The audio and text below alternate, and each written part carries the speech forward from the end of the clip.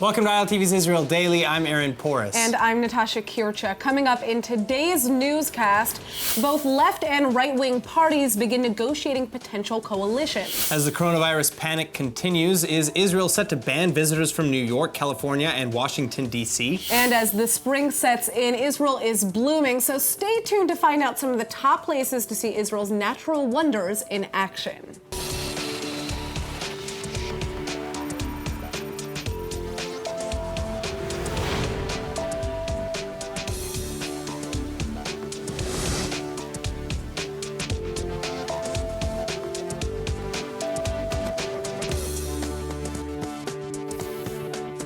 Well, it's now been a week since Israel's landmark third serial election, and Prime Minister Netanyahu is commanding a majority bloc of 58 between the right and religious parties. So, declaring himself the winner, Netanyahu is working to attract those last 3 votes needed for a coalition, saying he's not going anywhere. Yeah, but while the Likud is the largest party in the Knesset now, the left under Benny Gantz has not given up. It's now been a week since Israel's landmark third serial election, and Prime Minister Netanyahu is commanding a majority bloc of 58 between the right and religious parties. So declaring himself the winner, Netanyahu is working to attract those last 3 votes that he needs for a coalition, explaining that he's not going anywhere. But while the Likud is the largest party, the left under Benny Gantz has not given up. While Prime Minister Netanyahu looks for the last few partners he needs to form a government, newly minted Knesset members opposed to Netanyahu are working to prevent him from succeeding. For one, with the Prime Minister's criminal trial set to begin March 17th, the opposition is looking to bar a person under indictment from serving as Prime Minister. Then at the same time, rival Blue and White Party chief Benny Gantz says he too is forming a coalition. Without revealing too much of the negotiations, Gantz says he intends to form a minority government consisting of his Blue and White Party, the Labor Gesher Meretz Party, and the Israel Beitenu Party under Avigdor Lieberman. Then they would get outside backing from the Joint Arab List for a total of 62 seats. Until now, though, the Blue and White Party had vowed not to form a government with the Joint Arab List over vast differences in security policy, and so did Avigdor Lieberman. Gantz has already gone back on this promise, however, as the Joint List now has 15 seats, making it impossible to form a coalition without them. And Lieberman is saying he'll recommend Gantz over anger at Prime Minister Netanyahu. Likewise, Gantz has already accepted a list of conditions for forming a government that Avigdor Lieberman has published to Facebook. Among them, increases to the elderly living stipends, allowing businesses and public transport to operate on the Sabbath, passing ultra-Orthodox draft laws to the military, and providing for easier conversions and civil marriage options. So the questions now are, will both the Arab List and Israel Beitenu come together behind Gantz? Will Netanyahu succeed in pulling together the last 3 votes he needs from the center and left-wing parties? And who will Rivlin choose first to try and prevent a 4th election? And now for more on the political stalemate following the 3rd consecutive election, we have former member of Knesset, Rabbi Dov Liebman. All right, so I think the first question, before we get to Lieberman, which is really what I want to be speaking about today, is who will Rivlin give the mandate to? Who has a better chance at forming a government right now? It's close. It's amazing. I was sitting here a week ago on election night, and we were saying 100% it's Netanyahu. I'm going to say right now, I think we're heading towards the real possibility of Gantz, because let's just talk about the numbers for a moment. Netanyahu has this block of 58. But that's where it stops. There's no other potential for him to go beyond the 58. Gantz, who's sitting way below that, has his 33 plus 7 of Labor Meretz. Now Lieberman has said he's going to endorse him. That brings him to 47.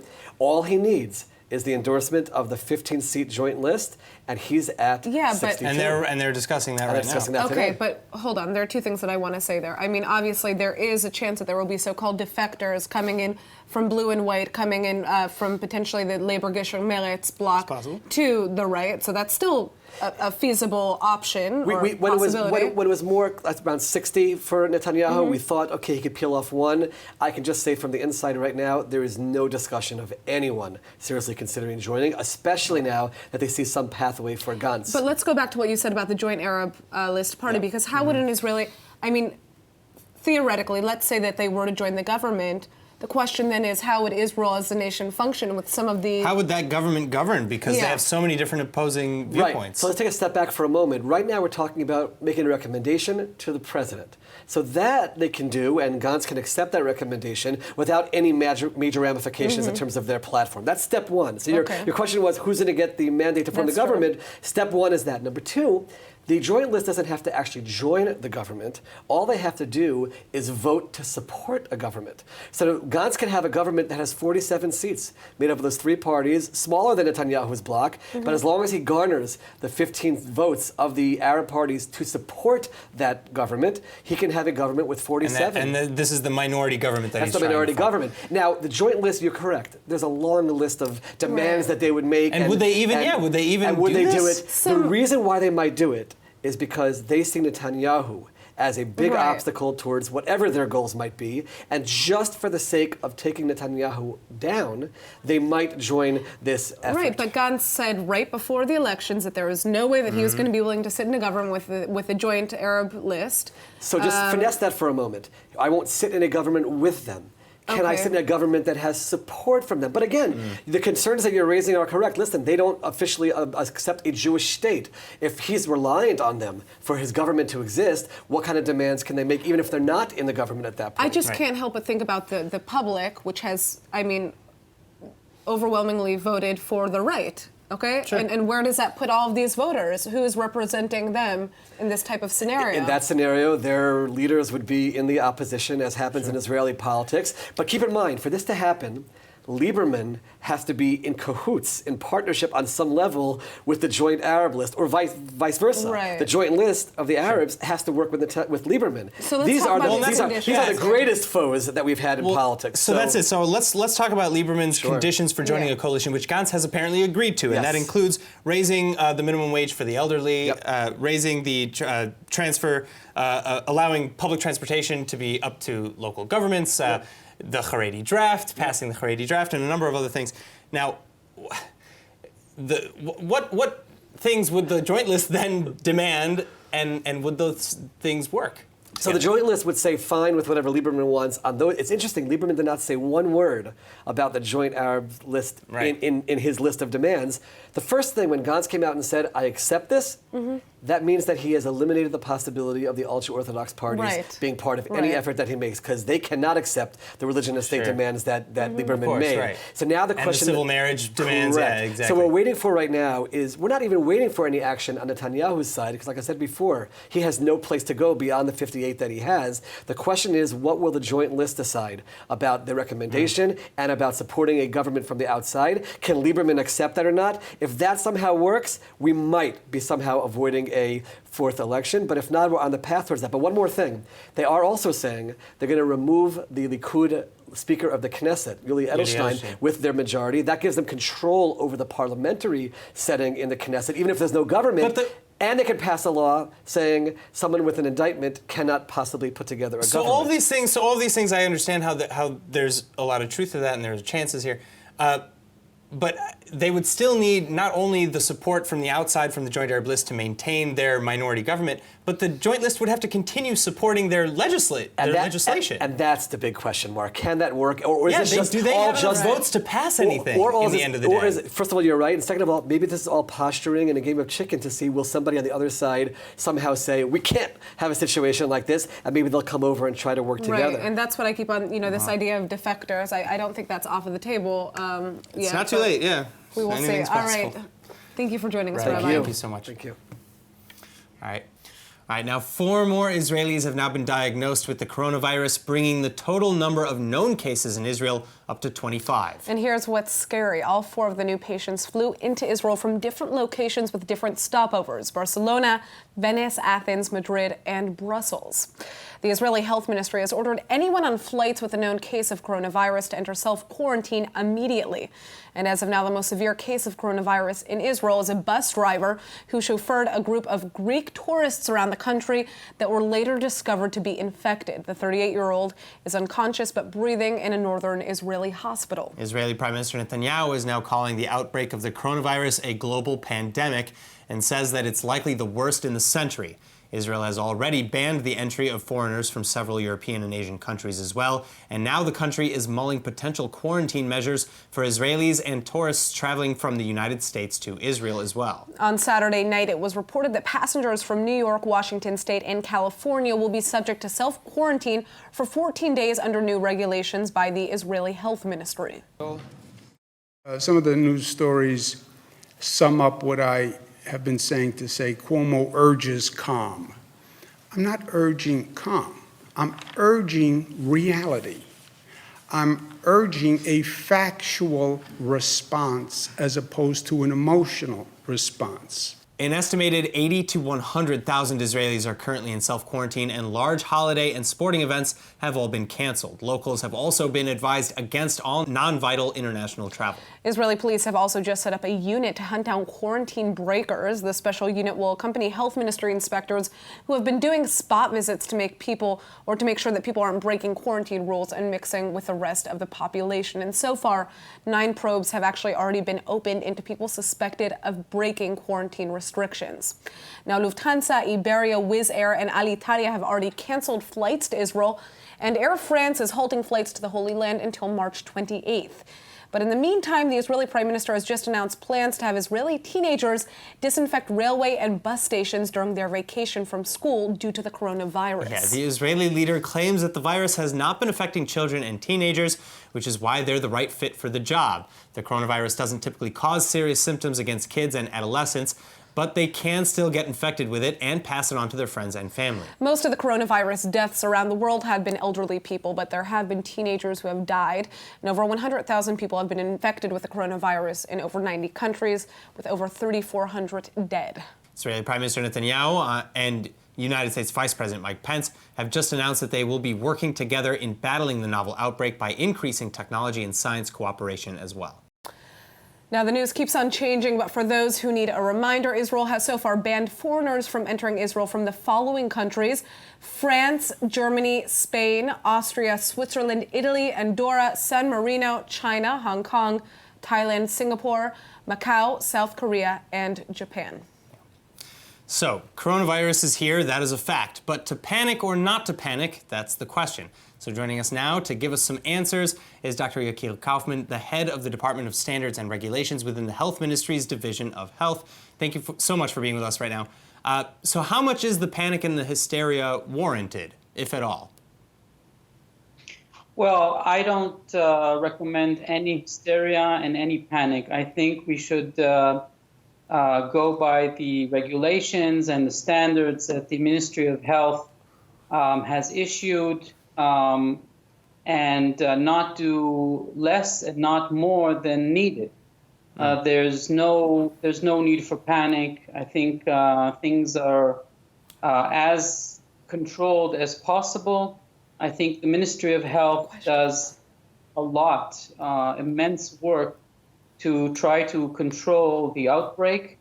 I think since now the Ministry of Health has done a great job with the help of MDA of Israel, and I think it's more controlled than most other countries. So there's no need for hysteria or being scared. All right, so there are about 80,000 to 100,000 Israelis that are currently in quarantine. But how is this going to be effective if many of these people are doing self-quarantine? A lot of people are breaking the rules here. How is Israel actually able to monitor these people? So what Israel is doing is a very good program in terms of monitoring anyone that has come back from infected areas and who is sick. There's a great, very good response in terms of the percentage of report of infected people. The Ministry of Health goes out with daily updates on where these people have been, and if anyone has been on the same time in these same places is also quarantined. So I think generally the outbreak is quite contained as much as possible. Right? Well, one of the things that confuses me is that we're seeing now people who have been in specific countries, let's say Germany as an example, if they've been in that country within the last 2 weeks, they now need to go into self-quarantine. But some of these people have been out on the street for a week or several days, and all of a sudden now they have to go into quarantine. So how is that actually effective? Or they have family members who maybe aren't in quarantine but share a household. Right. How does that work? Well, okay, so their family members are what we call the second line people, which, based on expert opinion, do not have to be quarantined. of course, whoever has to be quarantined should be quarantined within his house, within his home, and as much as possible to prevent the connection with the rest of his household, as much as this is possible. This is based on epidemiological studies and the guidelines of the World Health Organization. There will always be questions, why not do more or do less? You can't help but wonder if this is bigger than the public even understands, but thank you for joining us with this information. Thank you. All right, now moving on, the International Criminal Court is soon set to decide on whether or not it has the jurisdiction to prosecute Israel and the United States over allegations of war crimes. Israel and the United States, though, are coordinating their responses to the world body. An Israeli delegation is returning to Israel from Washington this week after talks about the ICC in the White House, and the two allied nations are coordinating their responses to potential charges of war crimes for alleged actions against the Palestinians and in Afghanistan. Now, the International Criminal Court is set up to prosecute war crimes and crimes against humanity in cases where UN member states are either unwilling or unable to investigate themselves. And for now, the ICC's pre-trial chamber is weighing whether it has the right to hear cases from East Jerusalem, Gaza, and the West Bank. Israel and the United States argue that they have credible legal systems, however, and do not require outside intervention. Likewise, ICC member states including Germany, Austria, Hungary, the Czech Republic, Uganda, Brazil, Australia, and Canada are all submitting briefs on Israel's behalf. But most importantly, neither Israel nor the United States are members of the ICC, posing a problem for any potential plaintiffs. And in fact, U.S. Secretary of State Mike Pompeo even calls the ICC a renegade so-called court that was designed to go after rogue regimes and not institutions like America. It's International Women's Day, so take the time today to celebrate the strong women in your life. Aaron, everybody. Of course. Everybody. But here in Israel, there's still a long way to go when it comes to gender equality, unfortunately, just like in the rest of the world. And ILTV's Nittany Manson joins us with why.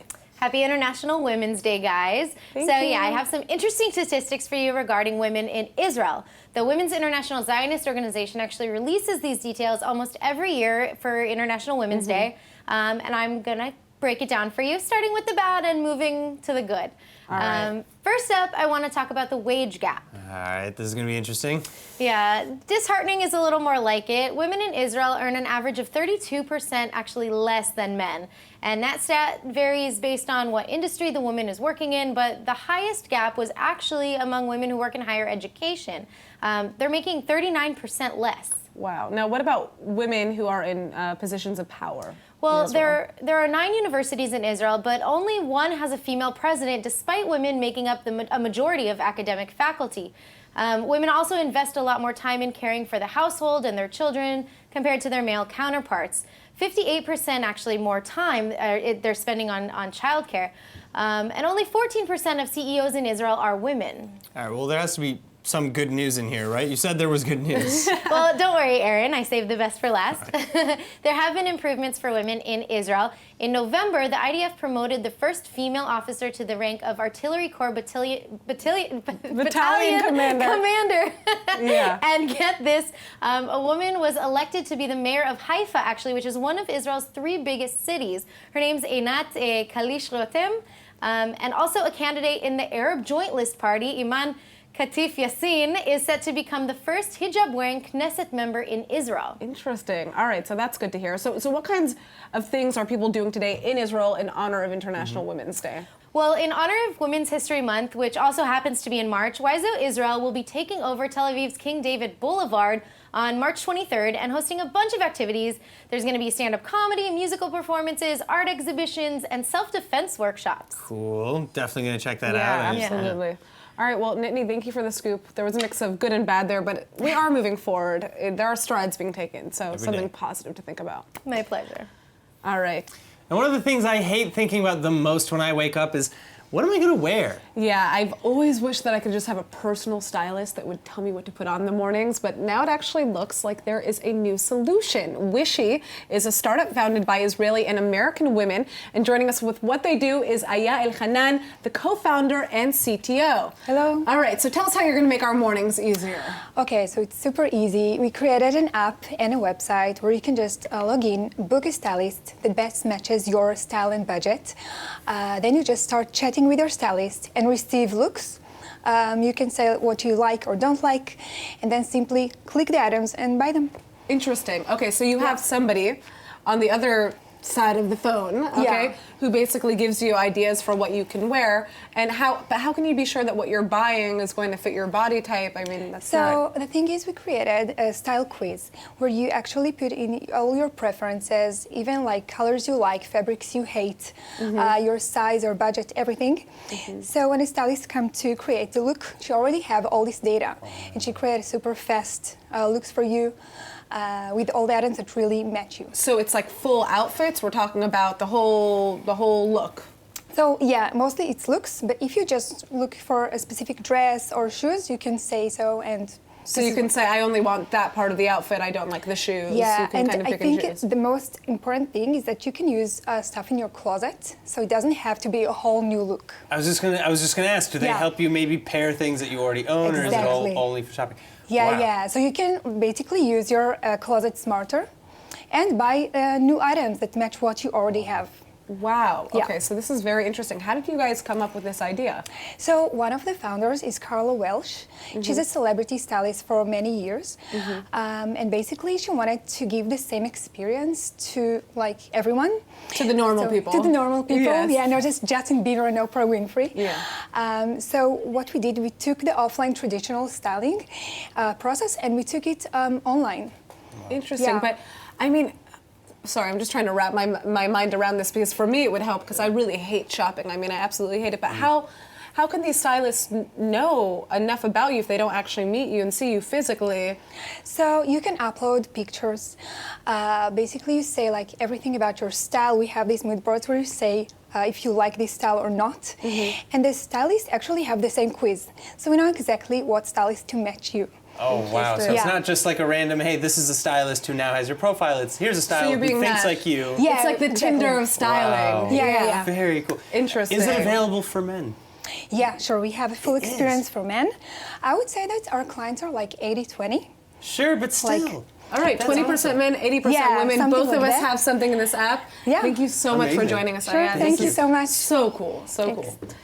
All right, guys, spring is finally here, although the weather has been pretty crazy, to be honest. And you know what that means, Aaron? What does that mean, Natasha? Well, it means flowers, lots and lots of beautiful flowers. There are incredible places to see beautiful spring flowers across the country, and we're going to break down the top 5. First up is, of course, the Darom Adom Festival throughout March and April. You can see beautiful red anemones in the northwestern Negev or Israeli desert and the Ruhama forest. It's absolutely gorgeous. And up next, if you head south of Beit Shemesh in the Ela Valley, you can see beautiful purple and yellow lupine flowers. And if you go early on Friday, you'll even be able to avoid the crowds. It's a must-see. Now, just west of Jerusalem is Sataf, a hiking and nature preserve that is home to cyclamens. They're gorgeous flowers that range from white to dark pink, and they're even called Solomon's fire because they kind of look like clusters of flames that are just shooting up from the ground. Yeah, and this next place is one of my favorites. Near the University of Haifa, you can go to the Carmel Nature Reserve and see special tulips. They're called tiger tulips because they're unusually large and they're yellow with brown stripes. It's definitely worth a visit. And finally, you have to see Israel's famous Gilboa iris in the Beit Shean Valley. They're beautiful purple flowers that were actually chosen as the symbol of the Society for the Protection of Nature in Israel. But sadly, they're getting more and more scarce, so make sure to see them before it's too late. The peak season is mid-March. On that note, let's take a look at the weather forecast. Tonight should be clear to partly cloudy and comfortable with lows of about 57 or 14 degrees Celsius. And then tomorrow should be mostly clear again. And with the spring heat starting to trickle in for a high of around 80 degrees Fahrenheit or 27 degrees Celsius. And now before we go, let's take a look at what is going viral in Israel.